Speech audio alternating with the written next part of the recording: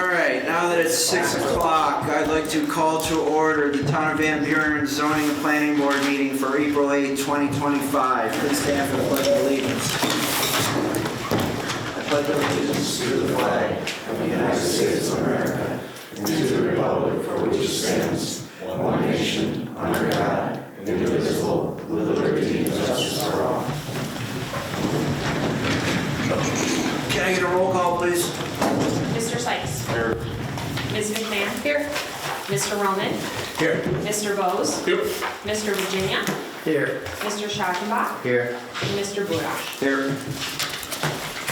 Okay, previously sent out electronically and also in your packets are the meeting minutes for the March 11, 2025 meeting. Is there any comments in regards to the minutes? Yeah, I had a question. On page 2, where we're doing roll call votes, we're all listed as present. And that's either yay or nay, is it not? Well, you're either present or you're not, you're absent. Yeah, but for voting, this was for a vote though, was it not? Oh, yes, okay, yeah, so this was, yes, you're correct. So yeah, on page 2, the roll call vote needs to be a yay or nay. Sorry, I thought that was for the actual roll call. Yeah. My apologies, thank you. That's all I got.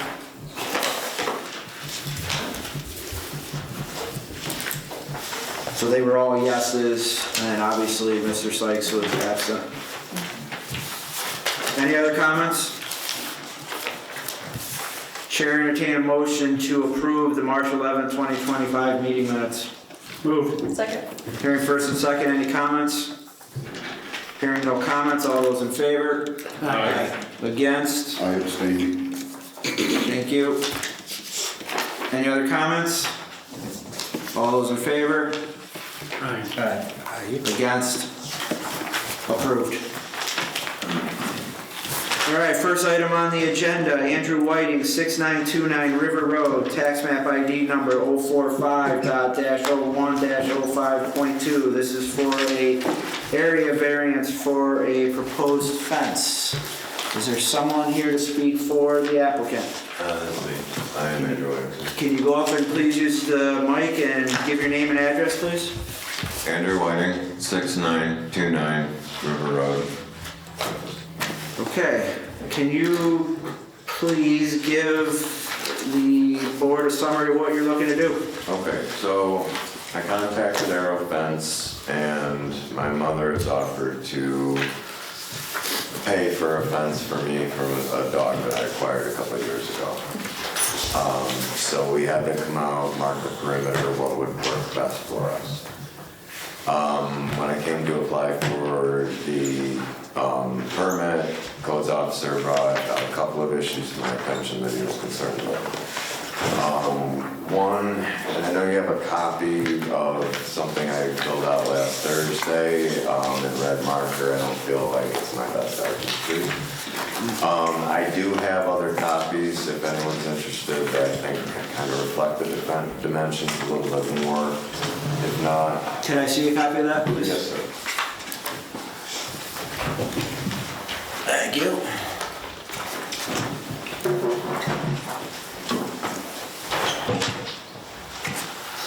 Okay.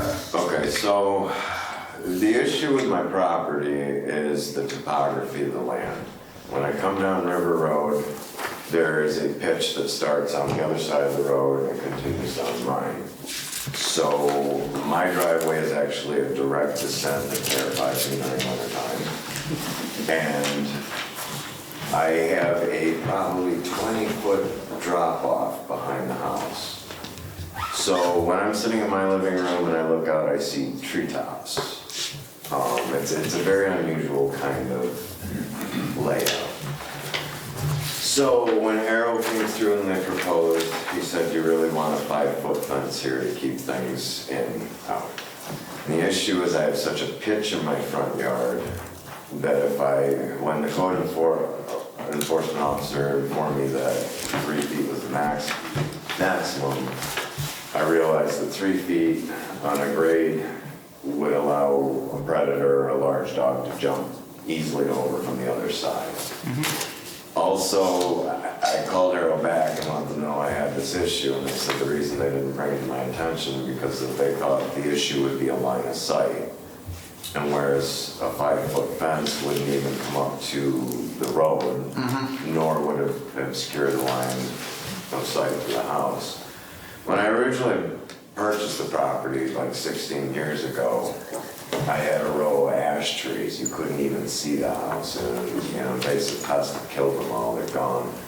It's just this giant gap. So I put some shrubs in the front, not even knowing that there was any kind of code restrictions about 3-5 feet whatnot. And once Mother Nature lost her natural shield, I just thought, wow, it's a big gap here. So that's issue 1, is getting the 3 to 5 foot variance in the front. When I applied for a permit for a pool, I ran into a similar issue where I was notified that I had 2 front yards. Unbeknownst to me for many a year, I kind of get it. Because of the ditch and the canal and the overgrowth, I really only see the river maybe a few months out of the year. Usually it's just an overgrowth. So I see where it's considered a front yard, but yet there's no direct line of sight from my river, or the river, to my yard. So again, if that was considered a front yard that had a 3 to 5 foot issue, again, nobody will see it. A couple things on that copy that I gave you. In 2010, I had a outdoor boiler installed, and I was granted permission for that. They dug a 6-foot trench from the boiler to my house to lay insulated piping, conduit with wire. That was all approved. I'm proposing I build a fence line much closer to my house. It would only involve just concrete and galvanized steel posts. The other concern the code officer brought up was the flood area and the flood issue.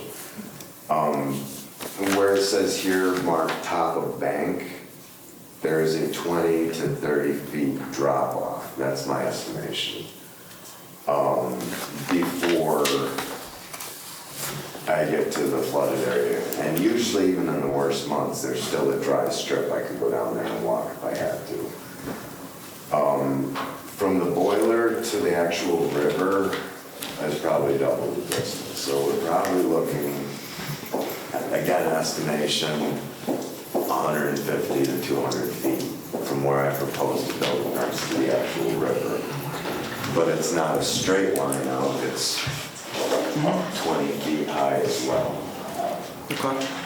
So I just kind of wanted to make looking at it on a map, it's very flat. It doesn't really do it justice to just how odd the property is.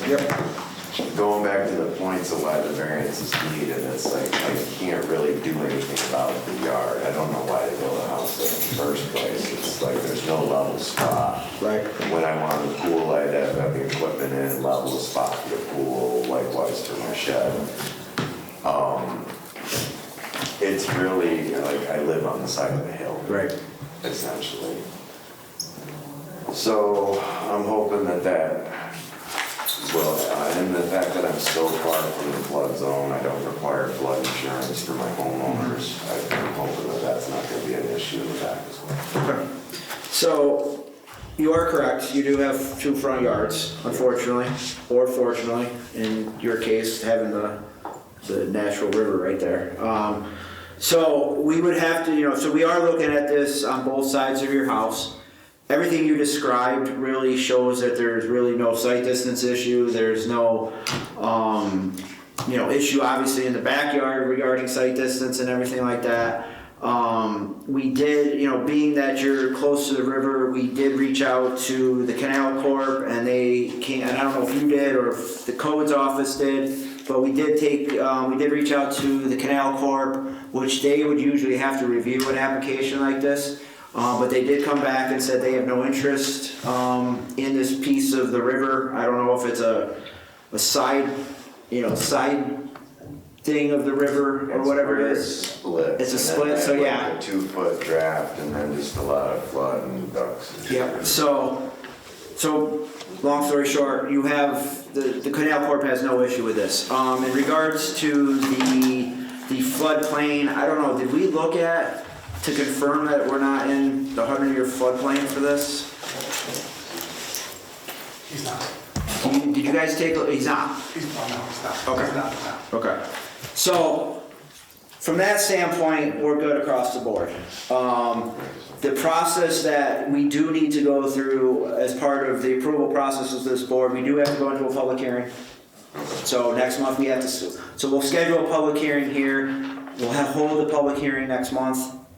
And at that point, I'm gonna open up to the board for any questions and comments here in a second, but at that point, we shouldn't have any issue, moving forward with this. The one thing I do ask though is, we have this aerial fence layout here that is, pretty well dimensioned. What we would ask you to do is if you could get that somehow translated onto this survey map to show distances off of the house, distances off of the road, distances off the riverbank, like you said, you were talking about approximately 200 feet, stuff like that. Yeah, it's the issue of my drawing to scale. It looks good to me, but yeah. We just need to have a better idea of where this, fence is gonna be. I mean, we get kind of an idea with, aerial fences drawing, but if we could get that, more of a, better layout, it could be hand drawn, with dimensions and stuff like that. It doesn't have to be surveyed by any means, but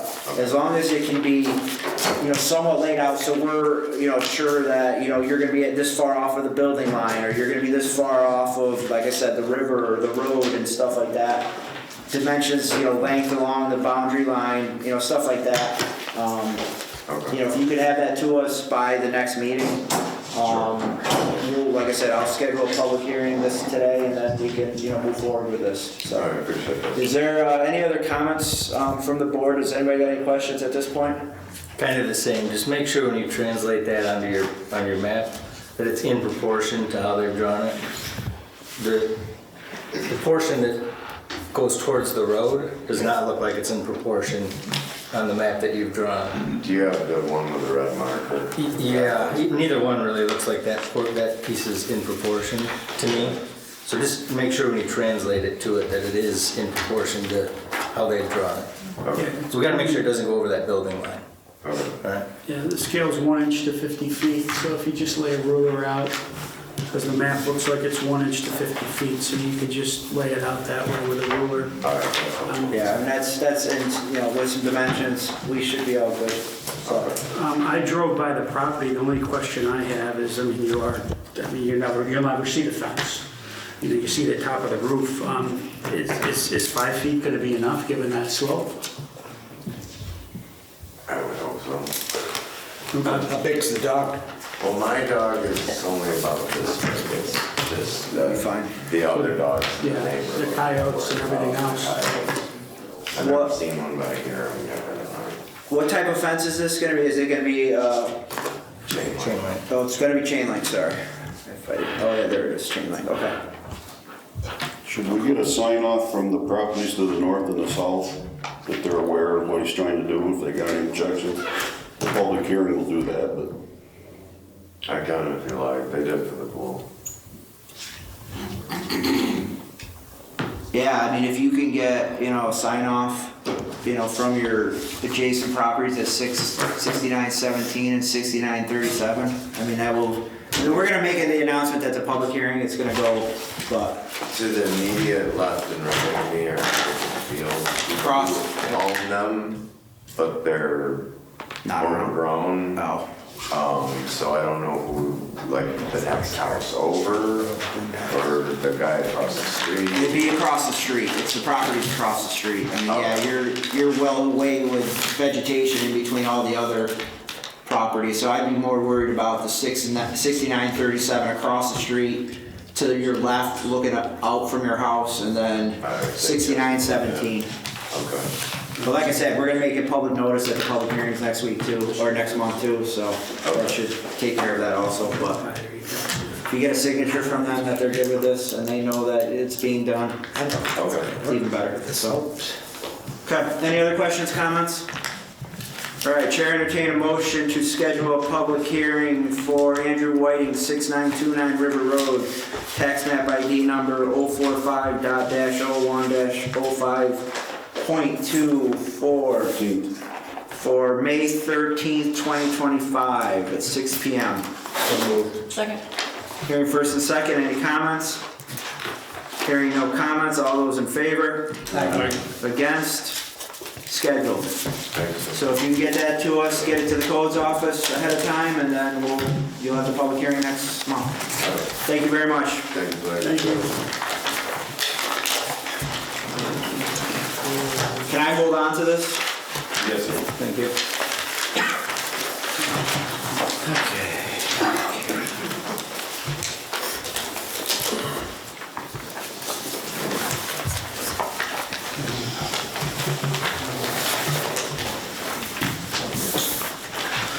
All right. Next item on the agenda, any control 7048 Interstate Island Road, tax map ID number 056-03-03.4. This is for a subdivision and site plan review. Name and address, please. My name is Kurt Nichols. I work for Delta Engineers at, have to read my card, 4873 New York State Route 5 in Vernon, New York. Okay, can you go ahead and please give an update on what you're looking to do? Sure. Thank you for having us. This is our second time here. We did a good introduction last time, but we got a list of about 10 comments that were addressed. They're in the narrative letter. This is a good project. Let's start off with the subdivision. I sort of casually call it a reverse subdivision, where the owner owns 2 adjacent lots, and he's gone to the effort of having it surveyed and filed with the assessor. This is an official survey map stamped by Delta of the new lot. It's been filed with the assessor, and there should be no problems with the survey or the lot joining. The project is a good project. It's an expansion of an existing industrial facility on Interstate Island Road. It's an 80 by 200 addition. And we'll go through existing conditions here pretty quick. That's just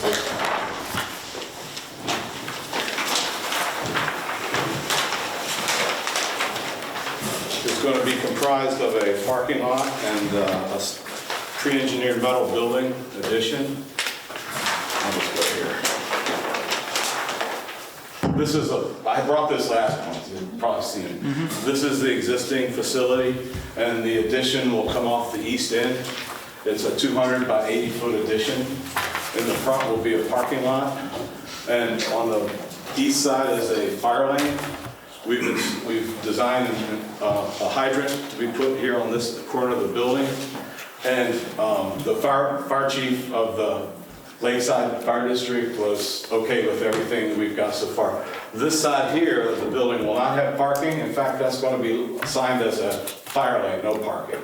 So we have fire approach here, fire approach here. The building's sprinklered. Anything less than 400 feet is within code, and so each of these reaches is less than 300 feet of hose line. And when we added the fire hydrant, that makes everything even better. So, the parking, there are currently 38 employees, and they're growing every month, it seems like. So the parking lot is right now scheduled to be a gravel parking lot, but I don't know, the first 50 feet of this driveway will be paved. And I don't know what to say right now. We got an elevation view of the building I can show you. And we also have the photometrics. Let me go over here so I can read. Landscaping plan. Can you just grab the microphone just to keep it with you? Sorry, we just want to make sure that everybody's hearing everything when we're recording it. Thank you.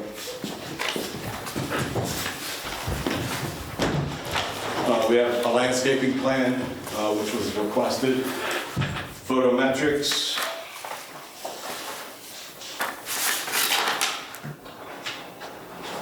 photometric plan, we have adequate lighting for a parking lot area, which is what's needed. Uh-oh. Perhaps. Okay, they don't build them to structurally sound, but anyway, we have a photometric plan and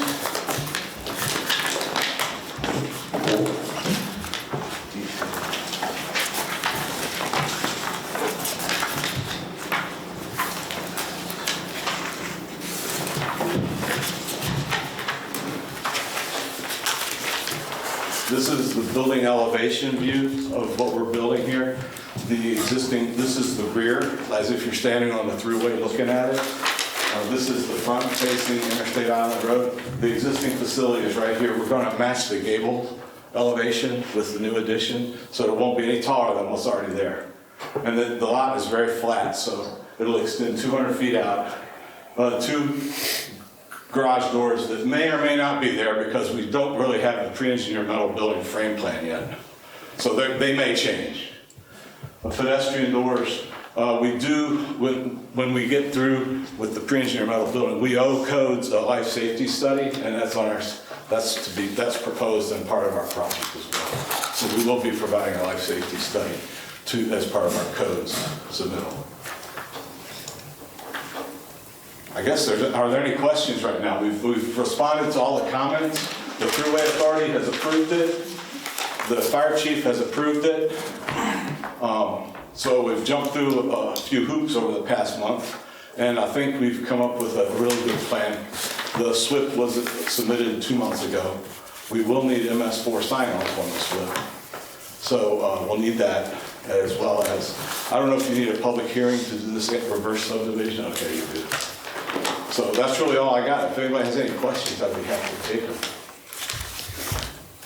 So, I agree with that you've addressed all of our comments over the last 2 months, and I appreciate that.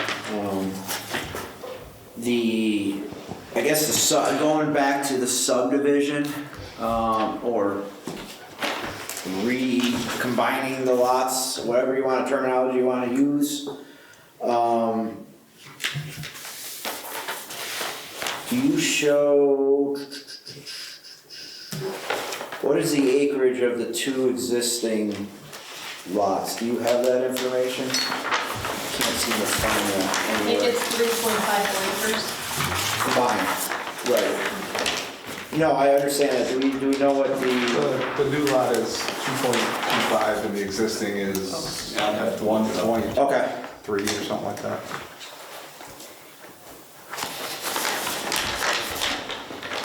I don't think we have an administrative procedure just to combine the lots with the assessor, so I think you gotta, It has to be filed with the assessor, and that has been done. It is now, if you look up the tax map, it's one tax map parcel. Yes, so yes, but we still need to we can... board approval on the subdivision. Right.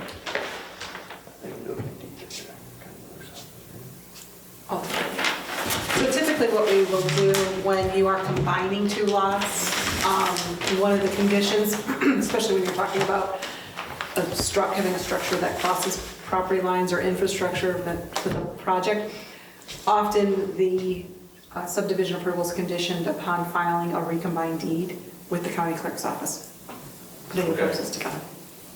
That's just a routine condition. It's sort of an automatic at this point, I think. No, because right now, I mean, you can transfer 2 properties on a single deed and there's still 2 properties. What they want is 1 parcel on a deed. You follow me? So like right now you've got legal description for parcel A, legal description for parcel B. And legal description for the entire thing. That would be the new deed. Right. Yeah, I'll leave that to surveyors. That's their business. fair enough. Yeah, we hired a lawyer, Yeah. Teresa Hopel, to file it with the county. It's a big process there. Does that board have any other questions and comments at this point? We will have to schedule a public hearing for both the site plan and the recombining of the lots, but at this point, is there any other questions and comments? So just to I agree, you did a really good job redressing all of our notes from last time, I appreciate it. Two smaller things, is there any signage planned for the new addition at this time? No. And ADA parking is going to... I mean building signage, not lot signage. Oh, Any no, building no signage? signage at all. It's all going to, Okay. still the main entrance is going to have the sign that's on there. Okay. And then the trash enclosure, I hate to be picky about it, but we have been fairly consistent in asking for vinyl enclosures, not chain link with slats. Not with slats? No. Okay. They tend to get worn over time and start looking not so good. So, We can make that happen. yeah, it's a fairly minor comment, but it's what we've been moving towards. So. James? No, the only comment I have is this is probably the best submission and plan that I've seen in 10 years on this board, so, you know, well done to your firm. This was a pleasure to read. Any other That's all everybody else. questions or comments? Okay, so Chair entertain a motion to schedule a public hearing for May 13th, 2025 for NE Control 7048 Interstate Island Road, tax map ID number 056.03-03.4. This is for a subdivision and site plan approval. Second. Hearing first and second, any comments? Hearing no comments, all those in favor? Against? Scheduled. So we'll see you back here, yeah, maybe not. No, that's okay. Has this been referred to county planning for site plan? It doesn't need it for subdivision because it's only 2 lots, but being divided into one, but has it been referred for the site plan? Email 239? Yeah. We did that, I think, 2 months ago. You did? I just wanted to make sure. 239. I couldn't remember. 239 review. Okay, I believe we just have wanted to make that sure. written off. I couldn't remember, and I wouldn't want to remember that next meeting. I'll remember. Thank you. All right, so we'll see you next month. Thank you. Thank you. Thank you. Make sure I put that. Yeah, I remember seeing it.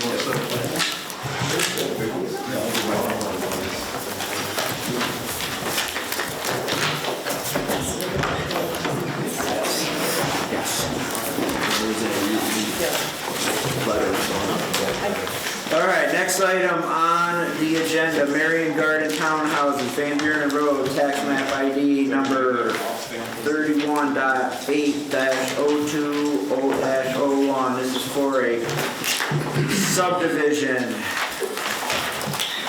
Chair entertain a motion to go into a public hearing for Marion Gardens Townhouses, Van Buren Road, tax map ID number 31.8-02-01.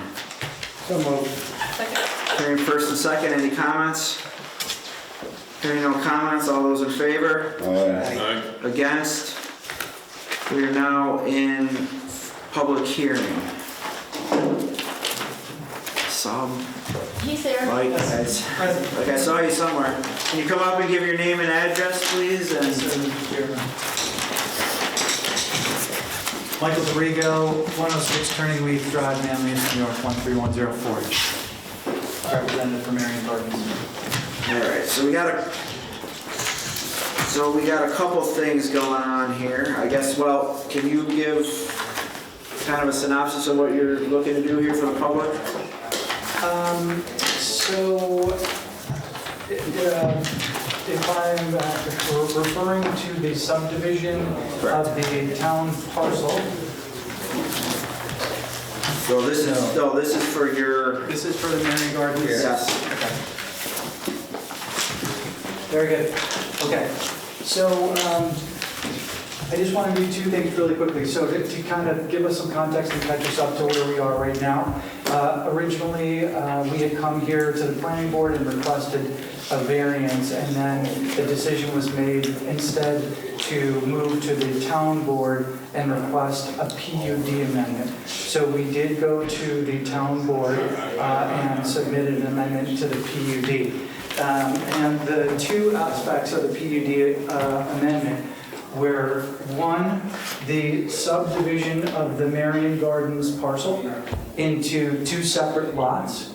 And the second component of the PUD amendment was to modify the setback at one point in the subdivision to 12.5 feet at this point here where the two lots divide. So those are the two aspects of the PUD amendment request, and as I understand it, the town board is now forwarded it to the planning board for your recommendation. And the subdivision itself is, can you explain what the actual subdivision is? Yes, sir. So we've taken the single lot and split it into two, what we call 91A and 91B. The numbers are related to the overall PUD. And at the board's request, we made some modifications to ensure that lot 91A has a strip here of land that connects it to Tuscany Lane. So you have an existing built structures here included in lot 91A. And on the bottom, you have here our future construction. This is lot 91B. And as an additional component of this, we are also going to be filing a cross easement agreement which allows both parcels access to the roadway within the full lot. But it will be two lots. So there's one ingress road and a circle that goes around, and the cross easement agreement would allow both lots full access in perpetuity to all of the roads within. Okay. So, I guess I have to ask a question here.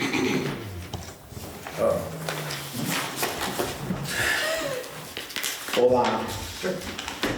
So this public hearing was for the land parcel of the town's parcel. is it? Based on the meeting minutes that I just quickly reviewed, Okay. which is Mike's confusion. That's what I thought when I first came up, so. Okay. So, this So that was a actual, great presentation. Practicing it.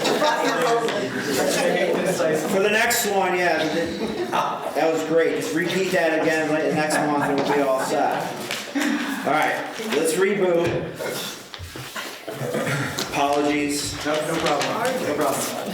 So, Completely reviewed something else when we were doing this in the pre-agenda. I Sure. apologize. Let's talk about the town lot. the town lot, actually, the maps that I brought were related to the Marion Gardens parcel, so I'm just gonna speak to the town lot. The request is to have the town lot subdivided, and it's going to parse off 2 acres on the south side of the lot. And if and when that subdivision is approved and complete, we are in discussions with the town to potentially take those 2 acres and reallot them to the commercial property that we have that's tangent to the town offices. So right now, as I understand it, this public hearing is for the subdivision of the lot that the town offices sits on. The board have a subdivision, we have a subdivision. I will note that, I believe it was yesterday afternoon, Mario Dorigo, Michael's father, sent an email to the surveyor asking that what has come up in the title review for the property, I'm just going to go through this. What's come up in the title review for this property is that the aqua easement that goes along the adjoining property, before it wasn't known that it continued on to the town property. In reviewing title, it became evident that it does continue, and it's a pretty substantial easement area. And so when this was first brought to the town's attention that this easement exists, our town engineer reached out to Aqua because and jump in here if I say anything wrong, but Doing great. if, once the Marion Meadows subdivision went in, there was a change to the use of that aqua main. And so it was the town's understanding that there was a possibility that that easement may no longer be needed because of how things had been rearranged. And in speaking with an aqua representative with the ability to make decisions on this, he said, no, it can't be removed, that easement still is required for, apparently it still does go in some capacity, and they weren't willing to relinquish the easement. So the email that was received yesterday, that I received from Mario to the surveyor, was asking that this subdivision map now be revised to reflect that aqua easement because it currently doesn't. So that is in process. So the 60-inch water line runs diagonal across the commercial property and then turns 45 degrees so it can cross Van Buren Road perpendicular to the pump station over here by the old Benwoods. So Jason's referring to this diagonal easement here, but what Nadine is referring to is another easement that kind of exists along this area right here, that it wasn't shown on the original survey, and so that's the modification that we're going to be adding in. I think it runs about 35 feet approximately from the roadside outward, and it runs along Van Buren Road. And we don't know why it wasn't shown initially on the subdivision map, but Mario's following up with the surveyor about that. So before I go to the public here, is this something that we can close this public hearing and make a condition of approval based on the addition of the easement? Yes. Thank you. Anything else, Michael, at this point for that? Nothing further, sir. Okay, thank you. So hearing, just for everybody's purposes, obviously the map was put up there, that's right on, let me get my bearings here, thank you, right out this side of Town Hall, and looking to create this subdivision moving forward. So is there anybody in the audience that would like to speak for or against this subdivision? I ask again, is there anybody in the audience that would like to speak for or against this subdivision? Hearing no comments, Chair entertain a motion to leave the public hearing and enter back into general session. So moved. Second. Hearing first and second, any comments? Hearing no comments, all those in favor? Aye. Against? Carried. We're now back in general session for Merriam Gardens Townhouses, Van Buren Road, tax map ID 31.8-02-01. I believe that is the correct tax map ID. What is the tax map ID, please? This is tax map ID 31.8-02-01. That's the one, thank you. All right, can you give your name and address again, please? Yes, sir. Michael DeRigo, 106 Turning Leaf Drive, Manlius, New York, 13104. Okay. Does the board have any questions or comments for Michael? A stupid question, but the existence of that easement doesn't change anything that you're planning on doing right now. Well, I can't actually answer that definitively yet. So unfortunately, these easements have restrictions on them. And we need to confirm with Aqua that this additional easement has the same types of restrictions as the existing one that we know of, which is that hopefully, this easement, they allow paved surface to go over it, but no structures to go over it. So I will need to reassess kind of what kind of structures could fit on here and in what orientation once we have that new easement added. Because this is a commercial property, as I go and work with my brokers and start to talk to commercial tenants, of course, proximity to the main road and visibility is important, so I have to kind of see how that easement impacts that. So are we moving forward with the application on the agenda tonight? Or Yes. You want us to vote? Yes, for sure.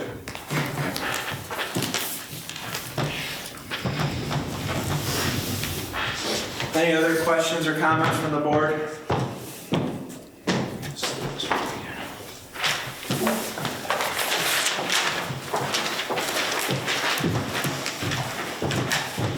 This mayor, you maybe.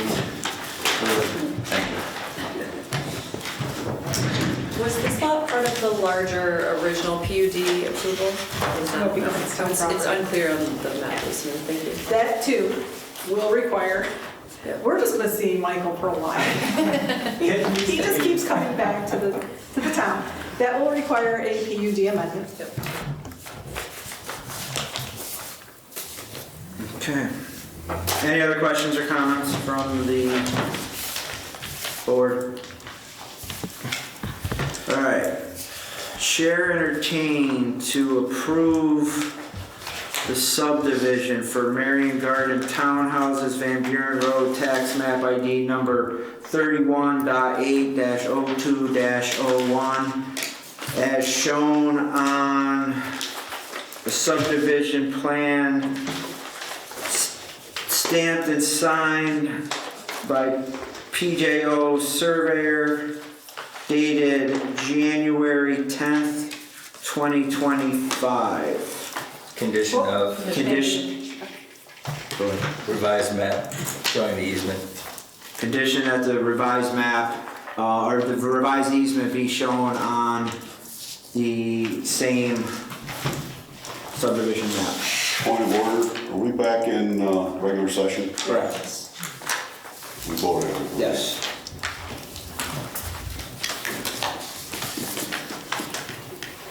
So moved. Second. Hearing first and second, any comments? Hearing no comments, all those in favor? Against? Approved. Can you just do a roll call vote, please? Mr. Sykes? Yes. Ms. McMahon? Yes. Mr. Roman? Yes. Mr. Bose? Yes. Mr. Virginia? Yes. Mr. Schottenbach? Yes. Mr. Buren? Yes. Sorry for the confusion. That's quite all right, thank you so much. So regarding Want to that, also talk about the yeah, recommendation? we got something on that, which is why I think we were confused. That's the, Well, I think because of the name, it was confused. so originally this wasn't on the agenda for the, so I guess I turn to trustful Nadine here and figure out, can we? What is the question? The question is, the only thing on the agenda for Marion Garden Town Can you House, consider this? Is that basically you want to know if you can talk about the other one, and schedule a public hearing? Well, you don't need to schedule a public hearing because this is just a PUD referral. Yeah. Now, for the subdivision, you can't do anything, I mean, you can schedule a public hearing. There's no law, if you will, that says if something's not on the agenda, that you can't schedule a public hearing next time. Whether the board has ever done that in the past, I don't recall one, I that's don't why I'm recall asking that you. either. So, I don't know if you've done that in the past. Is it something that you want to talk about? I'd be happy to talk it through. The only thing I would say is, in fairness to everybody else, is move it to the end of the agenda. I can do that too. I guess a quick question, Eugene. Does the referral to the planning board from the town require an additional public hearing for that? Not, subdivision. it's the subdivision that requires the public hearing. The PUD referral does not. Okay. because the public hearing will be held, because it's a local law that is being amended, so the public hearing is actually held by the town board, not this board. Right, so this would just be the This is recommendation. just a recommendation. From the. That's correct. I'm happy to stick around if you all have. If you don't mind doing that, can we Yeah. please do that? Sure. Thank you.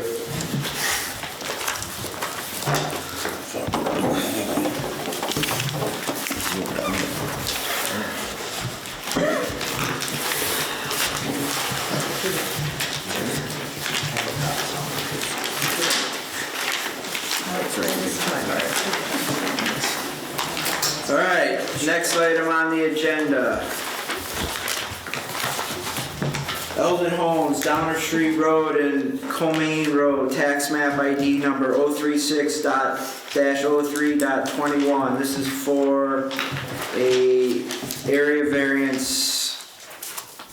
Can you give your name and address, please? My name is Dan Barnaba, president of Eldon Homes. We are at 7854 Oswego Road, Liverpool, 13096.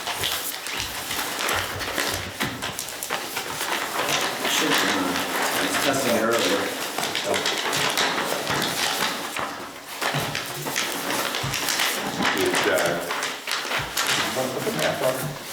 Yeah, if you could.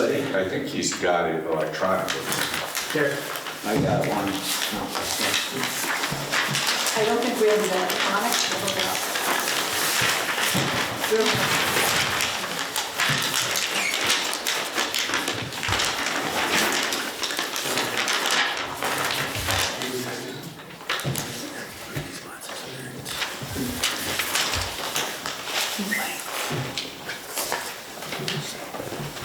So we're here tonight to ask for an area variance. There's a chart on the bottom of the plan that shows the required lot sizes under the current zoning, and then the requested variances, which would be narrower lots, shallower lots, slightly smaller lots in size, and relief from the front yard and side yard setbacks.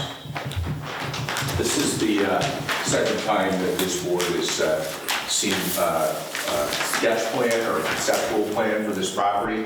We were before this board in the fall requesting a recommendation for a zone change. We showed approximately 25 lots in an R15 configuration.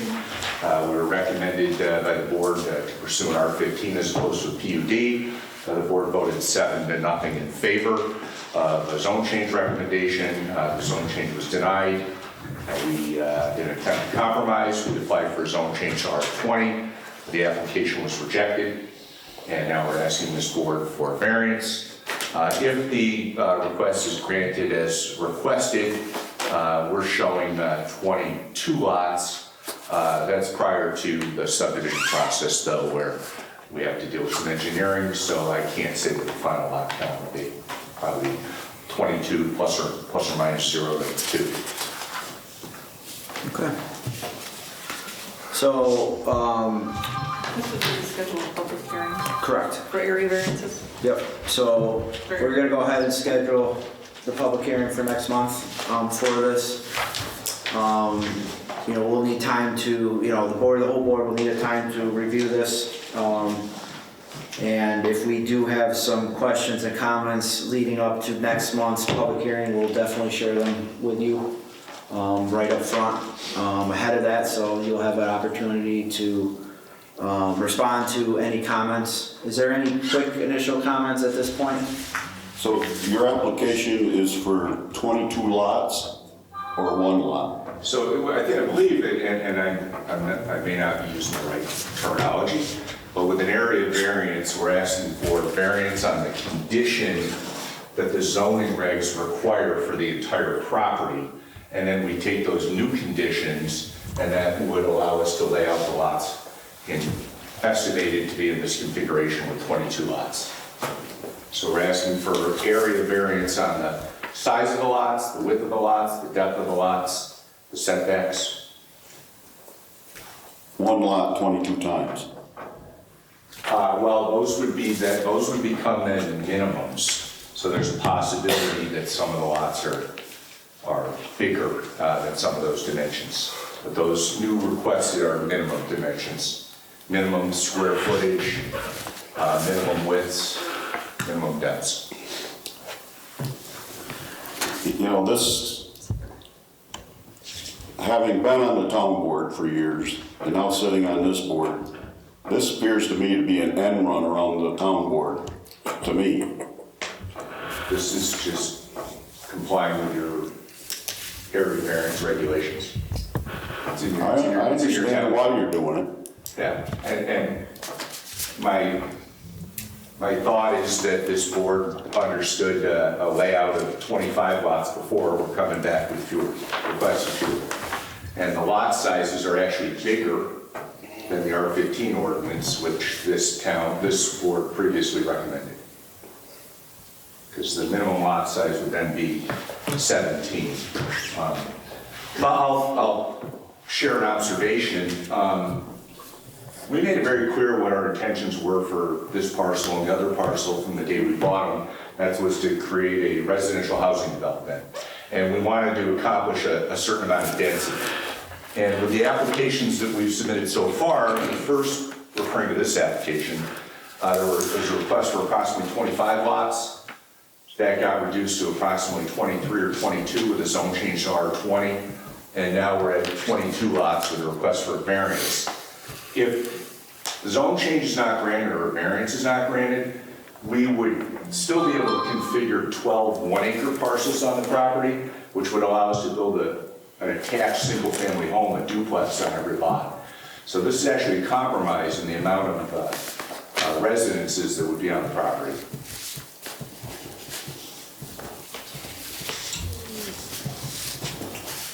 Any other questions or comments? You know, you're asking for a PUD, and you're trying to get there through a zone change. A variance. A variance, excuse me, a variance, yes.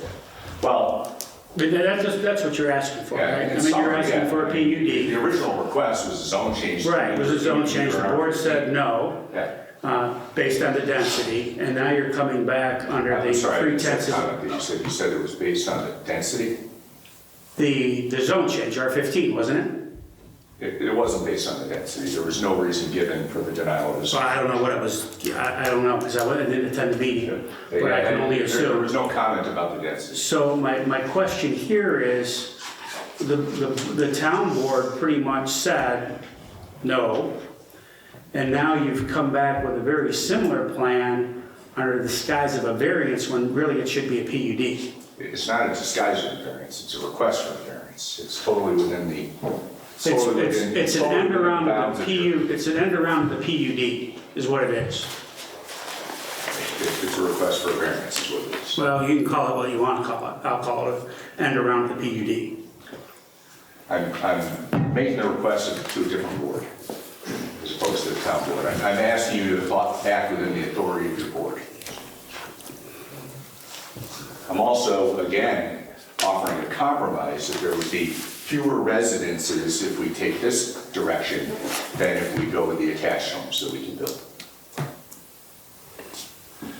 Our preference would be to build unattached homes, but if we can't get to the density that we would like to get to make the project work, then we will build attached homes. The attached homes present some challenges that I didn't want to have to deal with, like creating a homeowners association, because the attached homes, without subdividing the lots, require me to use a unique type of home ownership to convey title to each half of the building, which would be a condominium homeowners association. It's a lengthy process. It can be a little pricey. The benefit to the residents is that they save about 40% on their property taxes.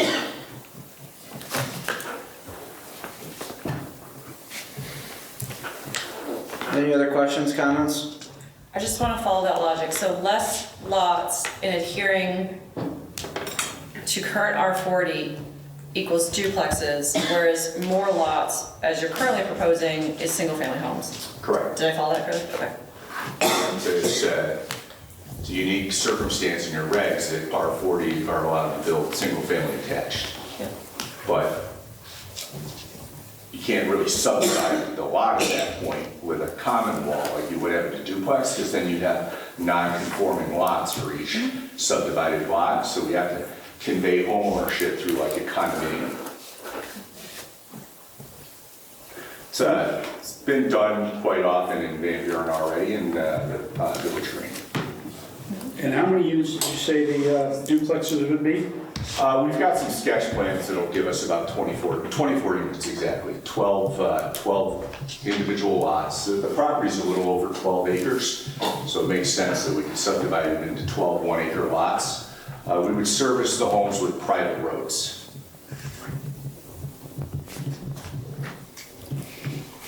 And the proposal for this is to be a public road, correct? Yes. All right.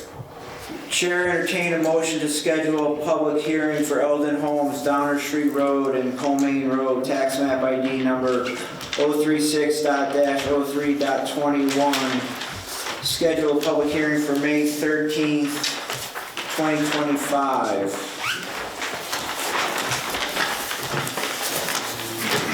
So, Hearing first and second, any comments?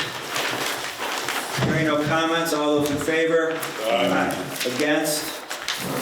Scheduled. We'll see you when next did you month. acquire this lot? Property? Yeah. That's fall. That's fall? That's September. Okay, thanks. I have a finance company that holds title to the property, so part of my applications, they sign a letter supporting the applications. Okay, thank you, Dan. We'll see you next month. Thanks, Dan.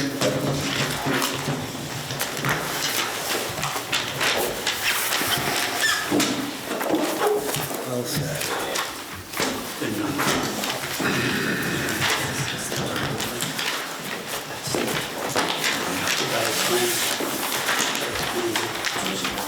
All right, next item on the agenda, James Massett, 77319 State Fair Boulevard, tax map ID number 064-01-33.6. This is for a special use permit.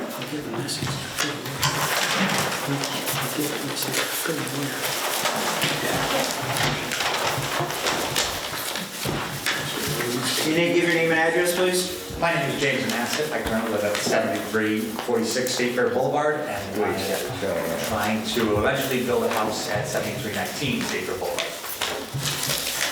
Okay, what are you looking to do here? I am currently low compared to all the adjacent neighbors, and I was just looking to put fill in where I'm going to build, and so not the lowest one on the property or in the area. Okay, You are the lowest one? Yes. Jason, have you reviewed this for wetlands? I remember us taking a walk many years ago. Yeah, there are wetlands near there. I don't know if it extends into this. It says on his map here that EDR designated them in June of '06. That's probably Luke Canada's Yeah. subdivision.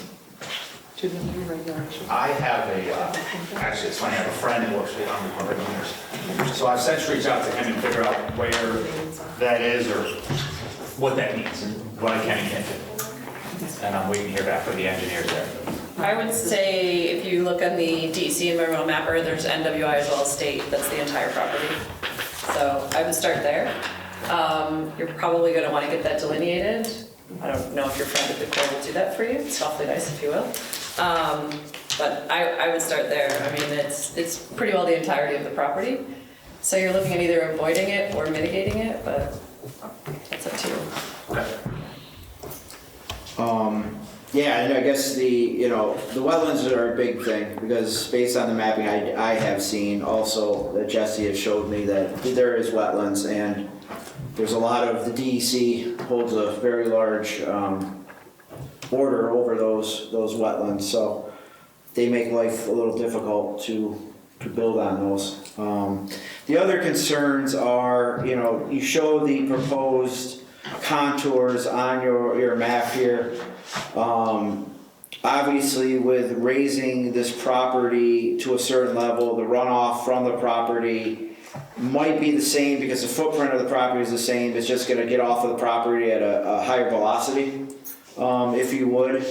So there's going to be, we're going to have to take a look at stormwater, on how that is. I believe this is is this over, I'm assuming, is it under an acre of impact? That's why it's here. It's over an acre. It is over an acre, okay, thank you. So you're gonna have to do a SWIP, for something like this. The other concern was some of the property line and the corner of the property. I'm looking at would be the southeast corner.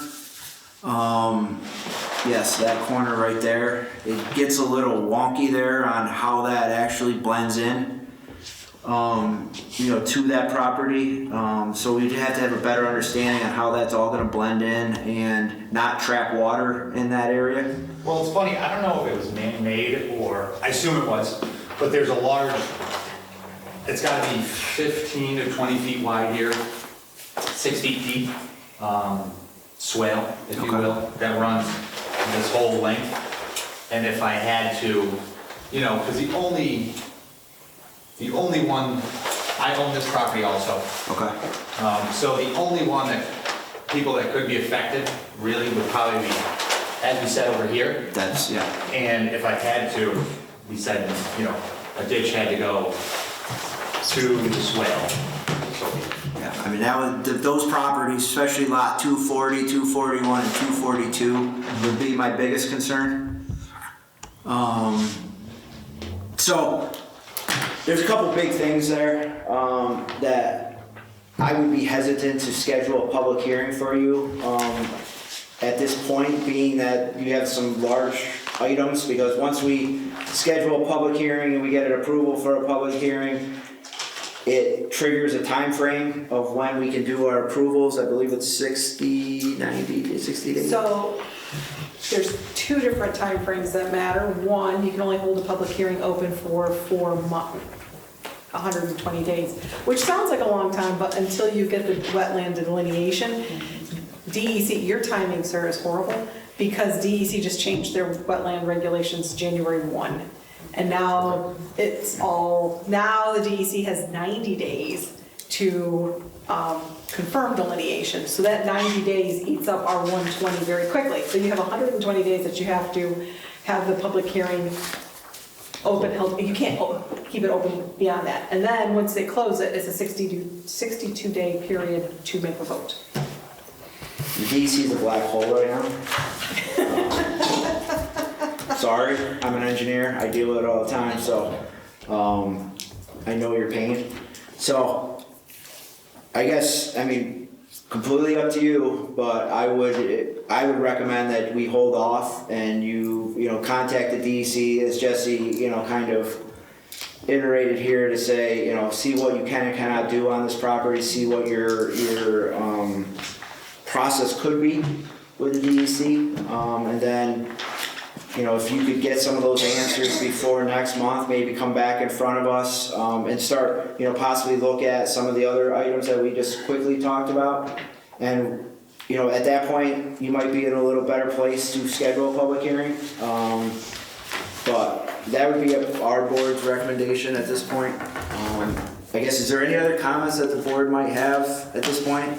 Your planned ingress and egress is off Margaret Drive? I got approval to put a driveway. That's that little 25-foot Yes. corridor? Okay. You're aware of the engineering fees you're looking at here with the SWIPs, right? Well, in this case, it's more of an erosion sediment control plan. It doesn't have to be full split with drainage calculations and everything. No? Nope. The same thing that we had over at Petrovich Okay. on Pottery Road. Seems like a lot of engineering gonna go into this. I'm Ron Gilbert, remember him? Yeah. Yeah, this is the first home I've ever built, so Yep. I'm learning as I go. Nope, understood, and we're trying to, between the codes office and this board, we want to obviously help, navigate that process, but we would fully recommend that. We should get it delineated first, Yeah. and then we can move a little bit. Yeah. We're just looking at maps that are online, if you get it delineated, it might be better, it could be worse, we just don't know, so. Any other questions or comments for the applicant? Do you have any other questions for the board at this point? Okay, thank you. Thank you. Good luck.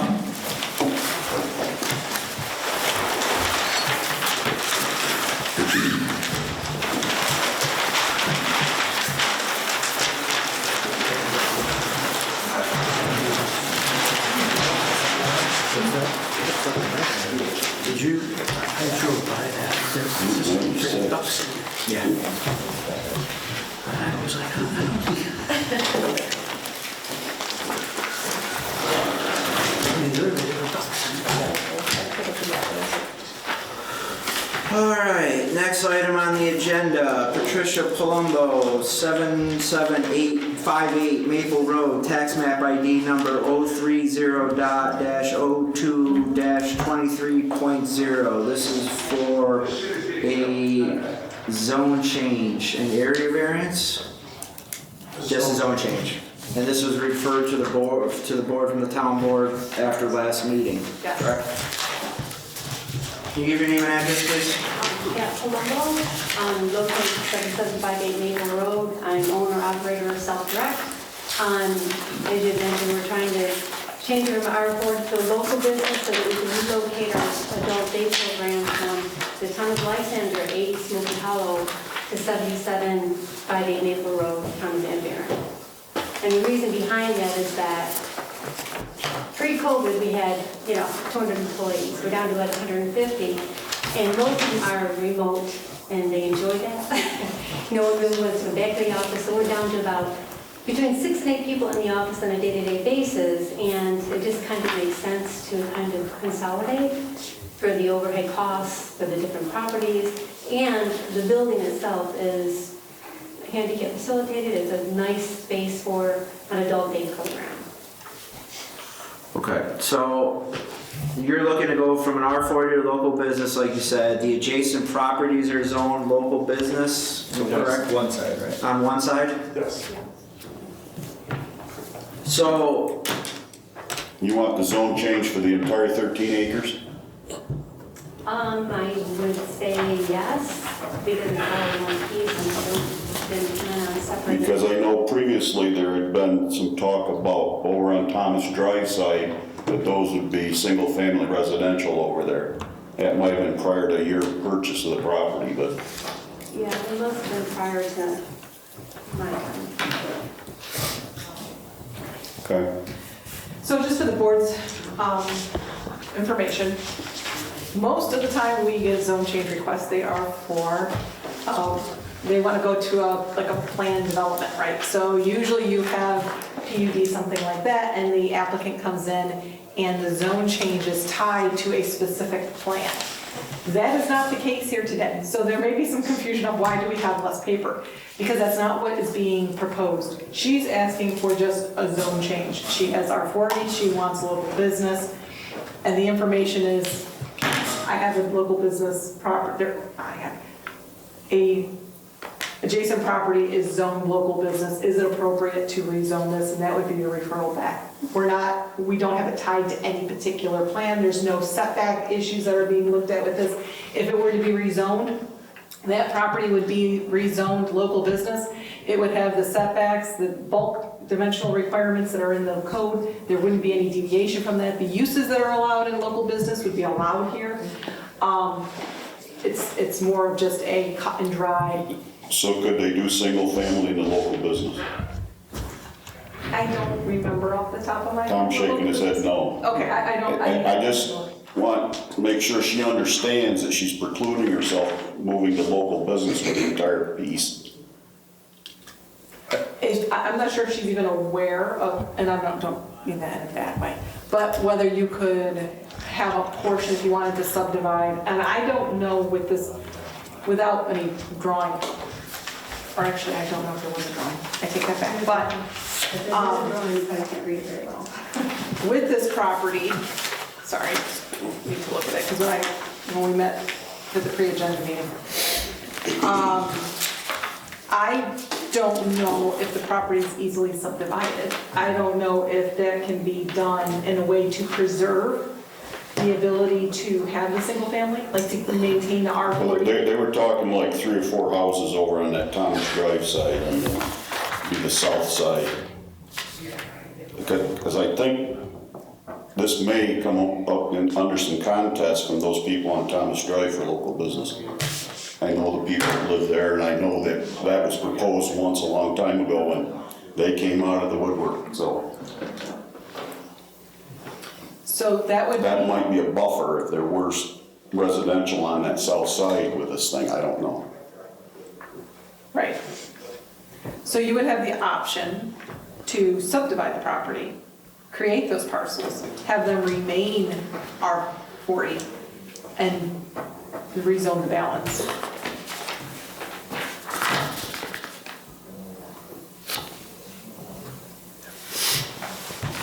So, we wouldn't hold a public hearing, because that would be You going at the don't, you board, just do a the town referral. board, You do and a we'd be referring recommendation. back. So what your recommendation can be back to the town board is that, I don't know if the board is in favor of this or not in favor. Without the adjacent similar zoning, we'd have a spot zoning issue and it'd be pretty much dead on arrival, right? So we don't have that. So it'd be whether or not the board feels this is appropriate for rezoning. And what you can do in your referral back is acknowledge member sites' comments and concerns and make a recommendation that the town board consider whether or not preserving parcels that would be of a sufficient size to accommodate 2 or 3, whatever it may be. Even if she reserved a sufficient amount of size or a lot, she doesn't have to make a 3-lot subdivision or a 4-lot subdivision. She could do a 2-lot where that second parcel is of a sufficient size to make it into 3, if she so desired in the future. Follow me? Mm-hmm. But you could recommend, and what is the size of a lot in R40? Oh, 1 acre. We just talked about that before, sorry. So it would be 1 acre lots. So if she preserved a 3-acre parcel along Thomas Drive, thank you. That could be something that this board can make as a recommendation for the town board to consider. Well, at the risk of going against Mr. Sykes here, I think it's appropriate to point it out. I don't think it's appropriate. Yeah, I just want to make sure she's aware that she's handcuffing herself, so to speak. Understood. Well, and that can be more of just as part of the referral back to the town board, making them aware as well. You may not have an issue with the entirety being rezoned, but the town board members may not have that institutional knowledge of prior interests and concerns or what have you, and they may want to be heard. Understood. If it's rezoned to local business, Thomas Drive will be here. I don't see anything inappropriate about the rezoning of it personally. I agree with that. Local business is meant to be a buffer zone between residential and commercial. So it's actually appropriate the way it sits. I'd rather have that big field between me and the building if I lived on Thomas Drive than 4 more houses, but it's just me. So I don't think there's anything inappropriate about it. I'm in favor of it. But she would have the option to build more local business on that open field. With it, where you... If it's local business, you can put more local business there than just But you're still the required former church. to meet the setbacks, Yeah, so you're still bound by those. people won't be happy, I'm just telling you. Well, it's, as Nadine and I think Jim's alluding to, it's, up to our board to look at this as put in front of us by the applicant to make a positive or negative referral back to the town board for the zone change to change this entire lot, the 13+ acres of property from an R40 to local business. And something else I want to look into, I don't know why I think this, but I thought you could always go back to a lesser use. That if you're in local business and you wanted to build a lesser use residential, that it was allowed. All lesser uses are allowed in a No, it zoning has to be district. a permitted use. I mean, you can't just say, and I think this is what you're saying. You can't say, well, in a manufacturing zoning district, you can still build a house because that's less objectionable, intense Right. whatever adjective you want to put in there, than a manufacturing company. No, it still needs to be a use that's specified. Yeah, I thought. Unless it says otherwise, unless it says, I thought in that it says and all uses. only if it says that, I would be, That's why I want to go back and check. I thought I had read that at some point. I have to. And I don't mean that it would necessarily be in the industrial either. I just thought in the commercial districts, they said a lesser use is permitted.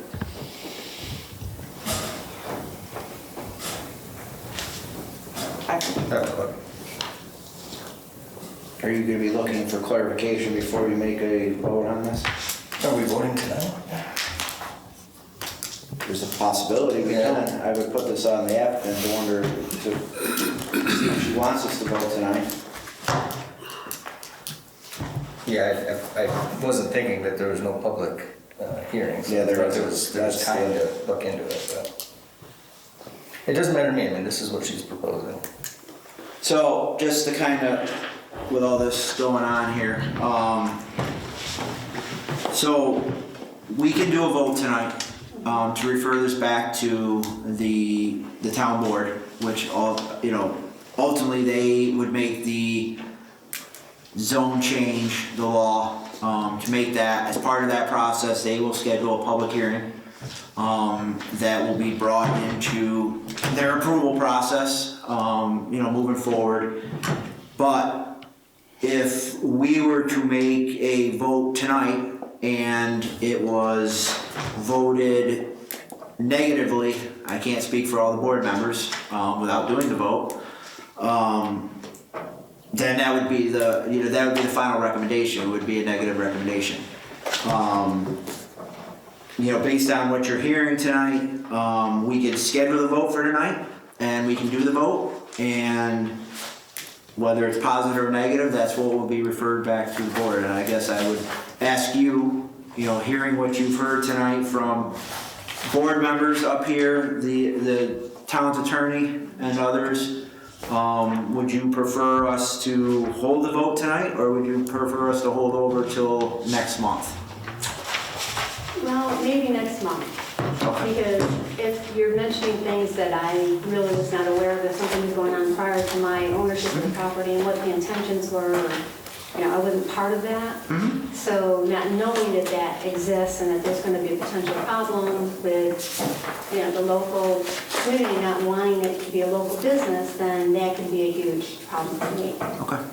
For this effort anyway. Understood. I mean, that's exactly why we wanted to have this, conversation and discussion with you, make sure that you understand, your options and what's been out there and what the possibility, I guess I don't want to say You're only using about a third of your 13 acres right now. Yeah.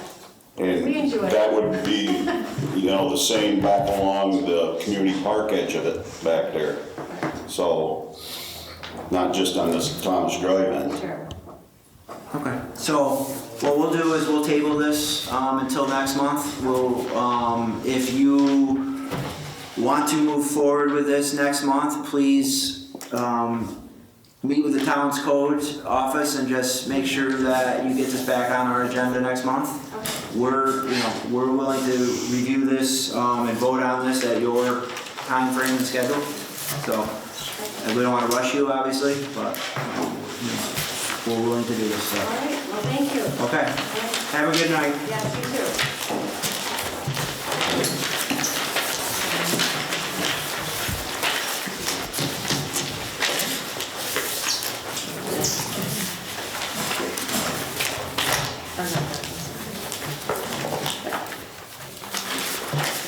All right, Michael, you're back up. Back, Brett.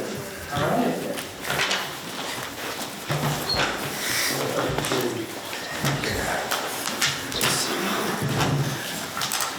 We didn't get one thing off the agenda.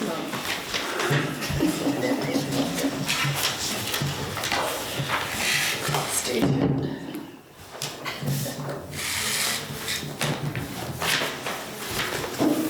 Just looking for a tax map ID number. Just bear with me here for a second. Let's see if I have it on this plan. Yeah, I got it. It's right here. All right, next on the agenda, Marion Garden Townhomes, tax map, parcel ID number 031.8-01-17.0. This is for update to the PUD and a subdivision. Name and address, please. Michael Dorigo, 106 Turning Leaf Drive, Manlius. All right.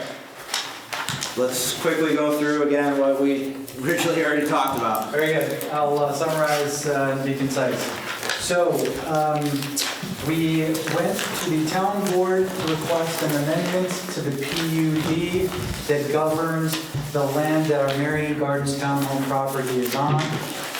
The amendment request includes two elements. The first is to subdivide the Marion Gardens 6-acre lot into two separate lots, 91A and 91B.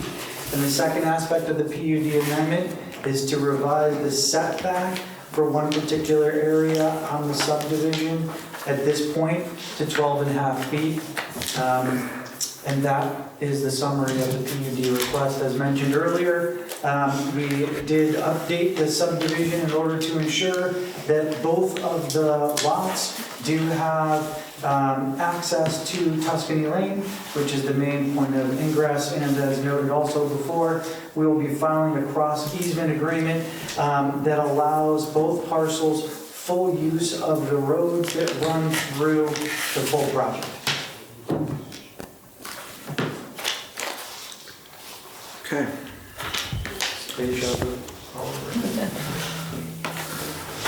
So, as you mentioned, there's two items here. One is going to require a public hearing, be scheduled for the subdivision portion of it.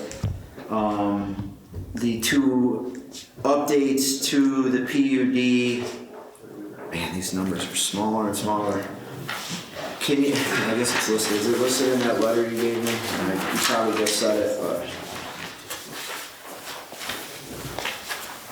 So the setback, so you're looking at the requirements to go down to 12.5 feet from the 25 feet, is that correct? That's correct. The setback change would be to 12.5 feet.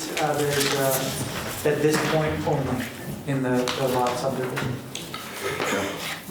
I believe that the setback that governs the whole area is, I think, 30 feet.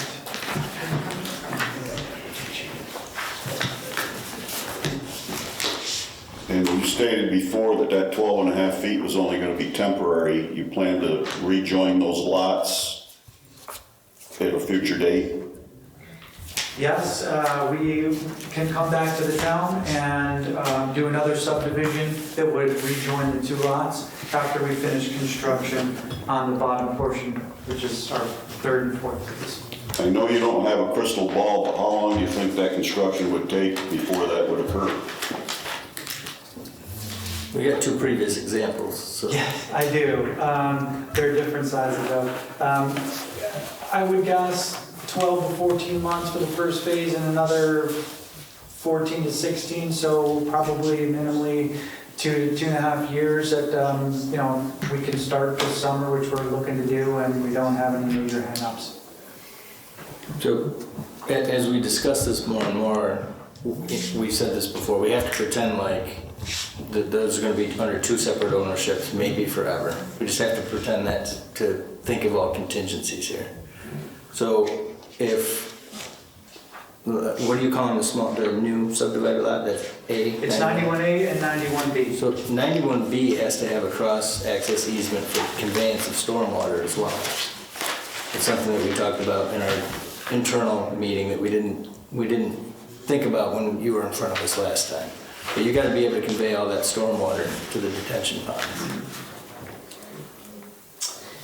Unless you plan to do new detention ponds in 91B, which I don't think is really suitable for what the size of the lot you have there.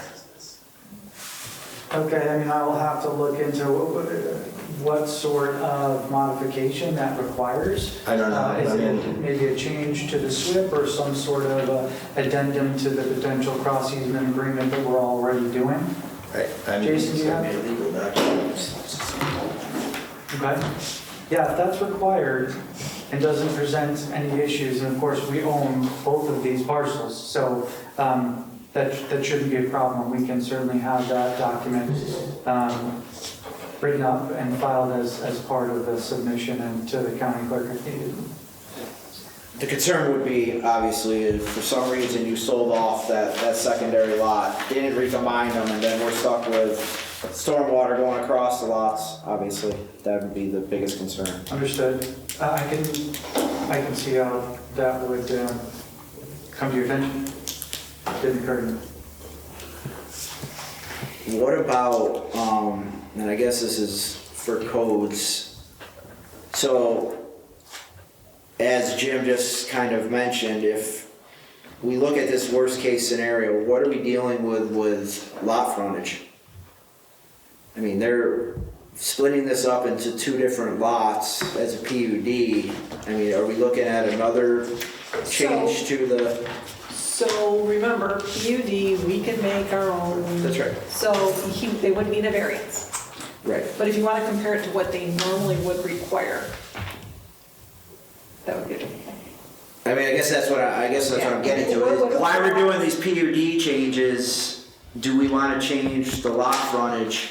Well, you are so if you've got the subdivision and you've got the PUD referral. Correct. If your PUD referral says, we recommend that the town board enact these changes, you will have recommended that frontage as it has been presented. Gotcha, okay. And at that point, so we would just make another modification if needed to the... No, I mean, we don't need to go through anything, because you still have the public hearing there. Sure. So that public hearing would have whatever this board would make as a recommendation. Understood. Thank you. If there's changes, God help us, if there's I'm joking. If there are changes, we might have, depending upon how substantive, we might have to go through this process again. A little Groundhog Day-ish. Question for you, Nadine.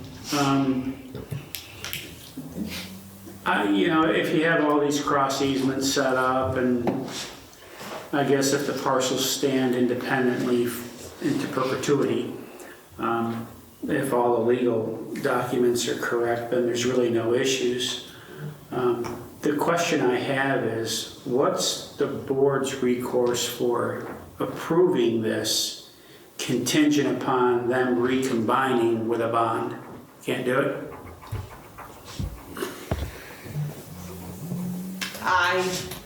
Okay, so you have 2 questions, essentially. One is, Correct. is the contingency being to require recombining.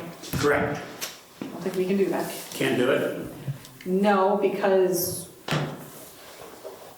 I don't see legally how we can say it's okay to create this lot now, but you just can't have it Forever. for a long time. Either it's okay or it's not. Well, that's the question is, And that's can we put the approval? No. Okay. No. All right. So, All right. Well, the that's second question about whether you can do a bond? No. I don't Well, there'd be think- no purpose because we would need those funds in reserve for all the legal fees to recombine if we can't do it in the first place. Not only that, it's not, yeah, no.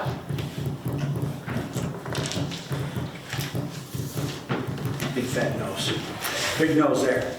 Gives that to me all At the least time. that puts a little squirrel in my head. Refresh my memory why this was needed to be done in 2 separate parcels. Financing. Financing? Splitting the lot into 2 separate parcels gives us the liberty to be able to leverage this lot with different lenders as we have over here.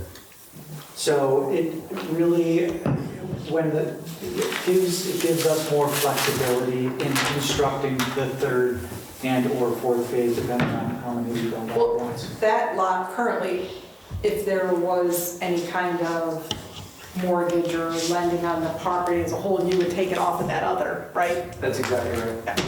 That is- So there'd be a there's release- Release of the lien on this Yeah. on this mortgage. And they can then refinance the second part, essentially. That's exactly right. I mean, in plain terms, we need to have this completely independent of this so that we can go to, financing and not have it encumbered by the mortgage that's on this property. Because probably now with the improvements on this property, the amount of the mortgage, you can support the smaller portioned property than perhaps in the beginning. Does that make sense?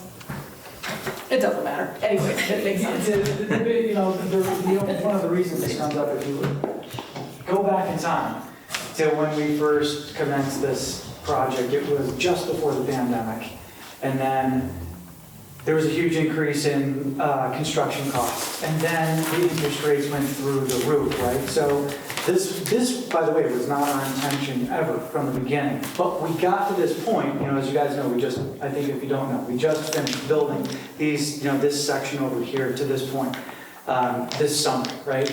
And as all of those, negative impacts kind of kept accumulating, we finished this and had to take a step back, look at the situation and ask ourselves, how can we best move forward? And unfortunately, the complexity that you see here in doing this was really our best path, because the market, the environment, the interest rates were in such a way that we felt we needed to have that liberty and flexibility to be able to move beyond the existing, mortgager here.